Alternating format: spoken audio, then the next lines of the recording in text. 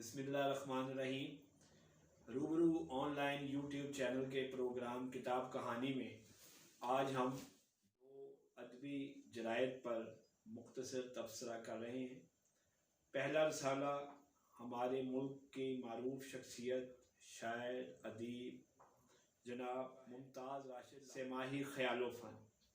इस वक्त मेरे पास से माही ख्यालो फ़न का लाहौर नंबर है जो कि बहुत आला तहरीरों से आरास्ता है। मुमताज़ राशिद साहब उसके लिए खसूसी मेहनत करते हैं। लाहौर वैसे भी हमारे दिलों में है, हम लाहौर के रहने वाले हैं और लाहौर शहर से जो मोहब्बत है वो पूरी दुनिया को में रहता है। उसकी मोहब्बत की तो फिर कोई मिसाल ही नहीं।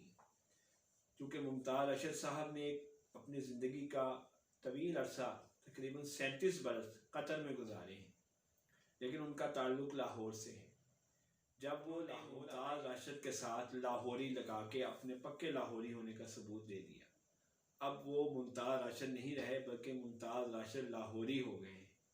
इसी मोहब्बत को उजागर करने के लिए उन्होंने अपने ख्यालो फ़न का लाहौर नंबर शाया किया है और ये एक ज़ख़ीम रिसाला है जिसमें लाहौर के हवाले से मुख्तलिफ़ तहरीरें हैं। और अभी ये ख्यालो फ़न का लाहौर नंबर 1 है, ये पहली जिल्द है। इसका मतलब है कि और भी जिल्दें आएंगी। तो ख्यालो फ़न के इजरा पर और लाहौर नंबर के इजरा पर ख़ास तौर पे हमारी तरफ से मुमताज़ राशिद साहब को बहुत बहुत मुबारक हो। अच्छा, आज का जो दूसरा रसाला है इसका नाम है कलम की रोशनी। इस वक्त मेरे पास कलम की रोशनी के 2 शुमारे हैं।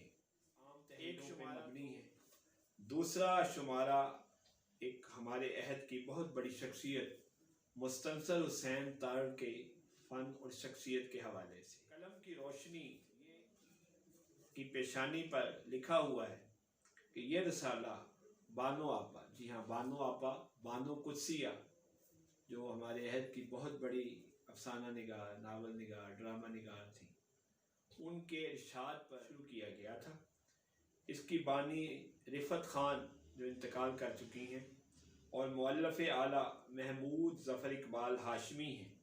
ये महमूद ज़फ़र इकबाल हाशमी इसके लिए ख़ुसूसी ताउन फरमाते हैं। इन्होंने एक इदारा सरीर पब्लिकेशंस भी शुरू किया है जो किताबों की इशाअत के हवाले से काम कर रहा है और बहुत आला किताबें शाया कर रहा है।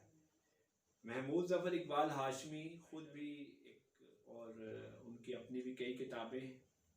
तो कलम की रोशनी मुस्तनसर सैंतार नंबर आप ज़रूर हासिल करें और इसे ख़रीदें। आपको इसमें बेहतरीन मिलेगा।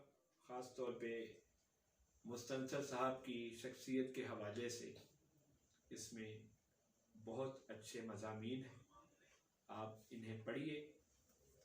और इसके साथ ही आज का प्रोग्राम अपने इख्तिताम